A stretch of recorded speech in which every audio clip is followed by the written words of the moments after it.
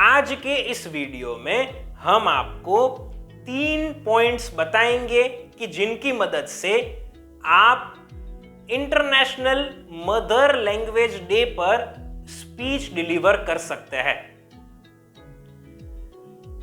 आपको अपनी स्पीच की शुरुआत लोगों को संबोधित करके और बधाइयां और शुभकामनाएं इस दिवस की देकर करनी है। यह आप अपने तरीके से तैयार कर सकते हैं। उसके बाद जो सबसे पहला पॉइंट हम कवर करेंगे वह है कि हम लोगों को इस दिवस के इतिहास के बारे में बताएंगे और यह क्यों मनाया जाता है यह कहेंगे। आप कुछ इस तरह से कह सकते हैं। साथियों, मातृभाषा, क्या मतलब होता है मातृभाषा का? मातृभाषा मतलब वह भाषा कि जिसे हम बचपन से ही सुनते आ रहे हैं, बोलते आ रहे हैं। वह भाषा कि जो हमारे परिवार में बोली जाती है, हमारे आसपास बोली जाती है, इसे मातृभाषा कहते हैं। दरअसल बात है 21 फरवरी 1952 की, कि जब ढाका यूनिवर्सिटी के कुछ छात्रों ने और सामाजिक कार्यकर्ताओं ने अपनी भाषा के अस्तित्व को बनाए रखने के लिए एक विरोध प्रदर्शन का आयोजन किया था। यह विरोध प्रदर्शन नरसंहार में तब बदल गया कि जब तत्कालीन पाकिस्तान सरकार की पुलिस ने इन प्रदर्शनकारियों पर गोली चला दी। इस घटना में 16 लोगों की जान चली गई। सन 1999 में यूनेस्को ने इस बड़े भाषा आंदोलन में शहीद हुए लोगों की याद में अंतर्राष्ट्रीय मातृभाषा दिवस मनाने की घोषणा की। तो हम ऐसा कह सकते हैं कि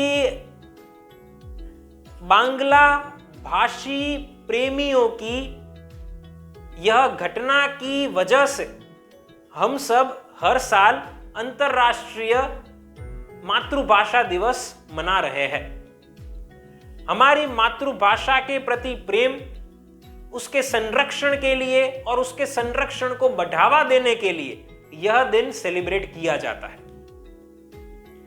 तो यह इसके पीछे की हिस्ट्री है।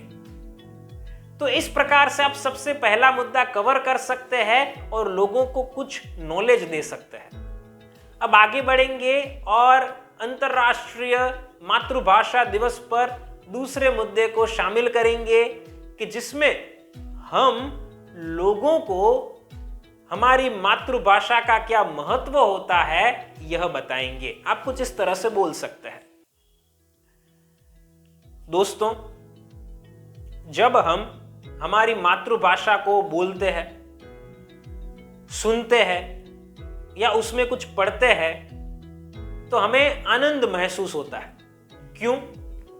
क्योंकि मातृभाषा का उपयोग करके जब हम बोलते हैं तो हम बेहतर तरीके से हमारे विचारों को रख पाते हैं।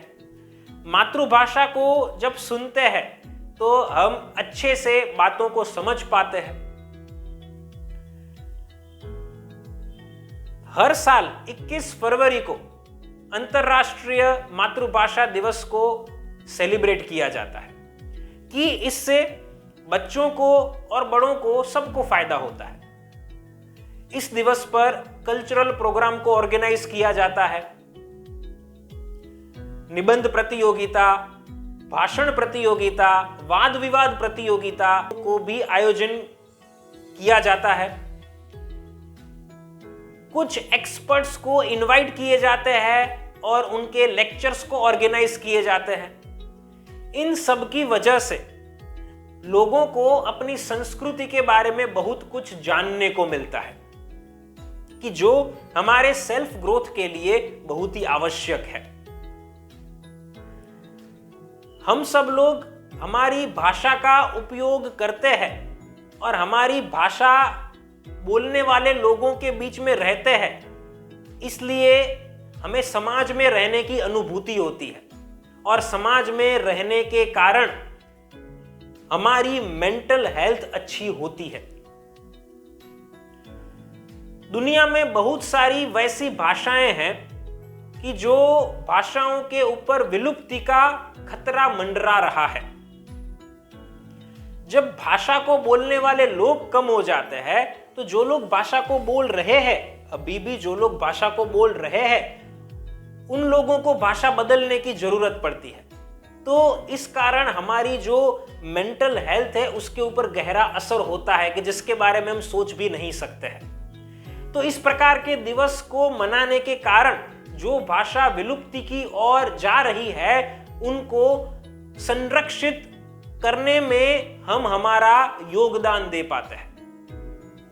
तो इस तरह से इस दिवस को मनाने से ना सिर्फ हमें आनंद की अनुभूति होती है, लेकिन ये हमारे मेंटल ग्रोथ के लिए और हमारी मेंटल हेल्थ के लिए भी अच्छा होता है। तो इस तरह से आप दूसरे मुद्दे को बता सकते हैं और हमारी मातृभाषा का क्या महत्व होता है यह कह सकते हैं। उसके बाद इंटरनेशनल मदर लैंग्वेज डे पर जो थर्ड एंड लास्ट पॉइंट को हमारी स्पीच में रखेंगे वह है कि हम हमारा कोई एक पर्सनल ओपिनियन देंगे। आप कुछ इस तरह से बोल सकते हैं। दोस्तों, मैं आप सभी को कहना चाहूंगा कि हम भले ही दूसरी भाषाओं में ज्ञान प्राप्त करें, शिक्षा प्राप्त करें, उन्हें सीखें, लेकिन हमें हमारी मातृभाषा का पूरा ज्ञान होना ही चाहिए। साथियों, मैं ये नहीं कह रहा हूं कि अंग्रेजी भाषा में बच्चों को नहीं पढ़ाने चाहिए। अंग्रेजी भाषा में आप पढ़ाना चाहते हैं, पढ़ना चाहते हैं, पढ़िए, कोई दिक्कत नहीं है, क्योंकि अंग्रेजी तो वैसे भी आज एक नेसेसिटी बन चुकी है। लेकिन मेरा सिर्फ कहना यह है कि हमारी मातृभाषा का पूरा ज्ञान हमें होना चाहिए। मैंने बहुत बार लोगों को देखा है कि मातृभाषा का पूरा ज्ञान ना होने के कारण लोगों को कम्युनिकेशन में तकलीफ होती है, कम्युनिकेशन गैप भी रह जाता है। मैं आपको एक उदाहरण देता हूं, ये रियल लाइफ इंसिडेंट बता रहा हूं। एक बार एक बुजुर्ग महिला थी, उन्होंने एक बच्चे को बताया कि जाओ आप अपने पिताजी को कह के आओ कि 55 डिब्बों का वितरण हो चुका है। क्या कहा महिला ने? जाओ आप अपने पिताजी को कह के आओ कि 55 डिब्बों का वितरण हो चुका है।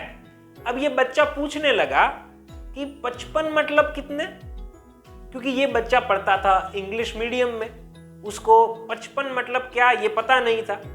अब यहां पर आप मानेंगे नहीं, लेकिन जो महिला कह रही थी उसको ये नहीं पता था कि 55 को अंग्रेजी में क्या कहते हैं। तो यहां पर क्या हुआ? यहां पर कम्युनिकेशन गैप रह गया, या ऐसा भी आप कह सकते हैं कि एक दूसरे की बात समझ ही नहीं पाए। यहां पर ये बच्चा ये महिला की बात को समझ ही नहीं पाए। तो ये तो एक छोटा सा एग्जाम्पल है, लेकिन भविष्य में फिर इन्हीं बच्चों को जब उनकी मातृभाषा में कोई लेक्चर सुनने हो या मातृभाषा में कोई ब्रोशर्स पढ़ने हो या कुछ भी ऐसा करना हो कि जो सुनना हो, समझना हो, लिखना हो, पढ़ना हो, इवन बोलना हो, तो इसमें उन्हें कहीं ना कहीं कॉम्प्रोमाइज करने की जरूरत पड़ती है।